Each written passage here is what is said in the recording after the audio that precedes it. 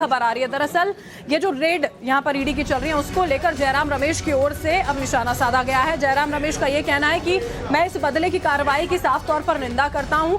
ये सिर्फ और सिर्फ इसलिए हो रहा है क्योंकि सरकार के खिलाफ आवाज जो है वो विपक्ष की ओर से उठाई जाती है, इससे ज्यादा और कुछ नहीं है। ये ट्वीट आप देख पा रहे हैं जो जयराम रमेश की ओर से किया गया है और उन्होंने सीधे तौर पर निशाना यहां पर साधा। ये बड़ी खबर इस वक्त की हम आपको बता रहे हैं। आरोप प्रत्यारोप का जो दौर है देखिए वो तेजी से अभी फिलहाल चलता हुआ। तो मोहित ओम लगातार हमारे साथ इस खबर पर बने हुए हैं। मोहित, एक एक करके विपक्ष के तमाम नेता, ऐसा कहना गलत नहीं होगा कि एक ही सुर में जांच एजेंसियों पर सवाल खड़े कर रहे हैं। क्या हर किसी को यह डर है कि कहीं उनके यहां पर भी ईडी की रेड ना हो जाए? इस तरीके की बयानबाजी एक जांच एजेंसी के लिए जो कि स्वतंत्र है उस पर क्यों उठाए जा रहे हैं? देखिए, कांग्रेस के कई नेताओं से पहले ही पूछताछ हो चुकी है नेशनल हेराल्ड केस में, चाहे मल्लिकार्जुन खड़गे हों या पवन बंसल हों।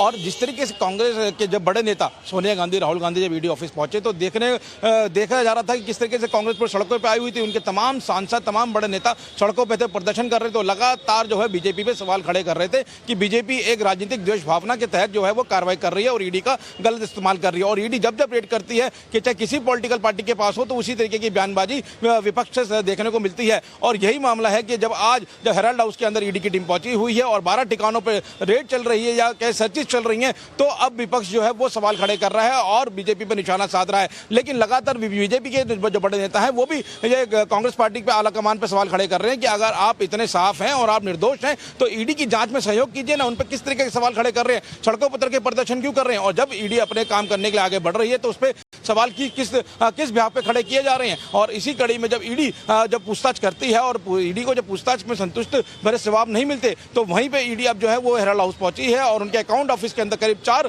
जो ईडी के ऑफिसर्स हैं वो बैठे हैं और सारे पेपर्स वो खंगाल रहे हैं जो नेशनल हेराल्ड केस से जुड़े हुए हैं। क्योंकि जो ईडी के पास सबूत है कि मनी लॉन्ड्रिंग हुई है और मनी लॉन्ड्रिंग किस तरीके से हुई है, कौन कौन उसमें शामिल है, उसकी अब जांच की जा रही है। और उसी कड़ी में जो है वो आज जगह जगह पे सर्चेज चल रही है। करीब 1 दर्जन जगह पे ईडी की टीम पहुंची हुई है। जी, ये लगातार जो ईडी की रेड है वो यहाँ पर जारी है। रंजीता भी इसी बीच हमारे साथ फोन लाइन पर जुड़ चुकी हैं। रंजीता, दिल्ली में नेशनल हेराल्ड के ऑफिस में ईडी के अधिकारी पहुंचे हैं, वहां पर रेड की जा रही है। इसी बीच जयराम रमेश ने इसको लेकर सवाल उठा दिए, ये कहते हुए कि सरकार के खिलाफ बोलते हैं तो बस ये इसी वजह से कार्रवाई हो रही है। यानी कि राहुल गांधी, सोनिया गांधी ने कुछ नहीं किया है, कोई गबन नहीं हुआ है, सिर्फ सरकार के खिलाफ विपक्ष की आवाज उठाने का सिर्फ ये नतीजा है।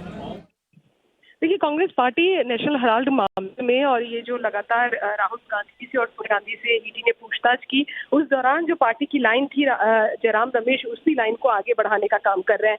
अभी पार्लियामेंट का सेशन भी चल रहा है। कुछ देर पहले हमारी प्रमोद तिवारी से बातचीत हुई थी। रंजीत रंजन जो राज्यसभा में कांग्रेस की सांसद है, उन्होंने भी इसी बात को दोहराया था। जयराम रमेश भी यही बात कह रहे हैं कि किस तरह से एक विंटा पॉलिटिक्स चलाई जा रही है, क्योंकि सदन के अंदर हम महंगाई पर सवाल कर रहे हैं, बेरोजगारी पर सवाल कर रहे हैं और मुद्दे को डाइवर्ट करने पहले हमारे शीर्ष नेताओं से पूछताछ होती है और अब हेराल्ड के कार्यालय की जो कार्रवाई कर रही है ये निश्चित तौर पर इशारों पर किया जा रहा है। बहुत बहुत शुक्रिया रंजिता आपका इस जानकारी के लिए। मेरे तमाम